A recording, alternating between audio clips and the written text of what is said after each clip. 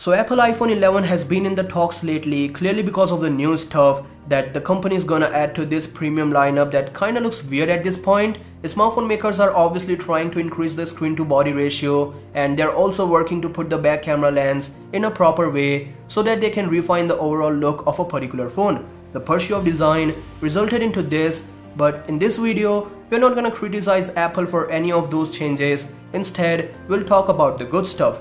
The iPhone 11 will launch in September, and following the footsteps of predecessor models, the 2019 iPhone family will include 3 variants, maybe the iPhone 11, 11 Max and 11R. But that's not all. Steve from OnLeak says, and I quote, "I recently heard triple rear camera won't be exclusive to any 2019 iPhone. According to yet unconfirmed source, iPhone 11, iPhone 11 Max and iPhone 11R will all 3 come with triple camera.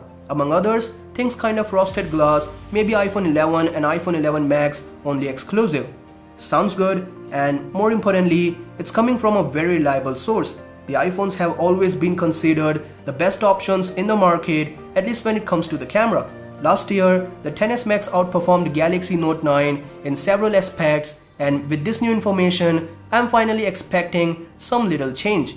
The iPhone XR is doing good after the recent price cut, and if everything goes right, the iPhone 11 could become the generator of heat. A camera system that just marks few differences between these 3 models is a good add-on pack that Apple might ship. I expect it to be better than the Galaxy S10 Plus, and the rest depends upon Apple as it's still unconfirmed, so take this leak as a pinch of salt for now. The 2019 iPhones will mark no changes in terms of display size. You're still gonna get the notch for Face ID, and the prices will not increase by any possible chance, and it comes from Tim Cook, so you can believe that.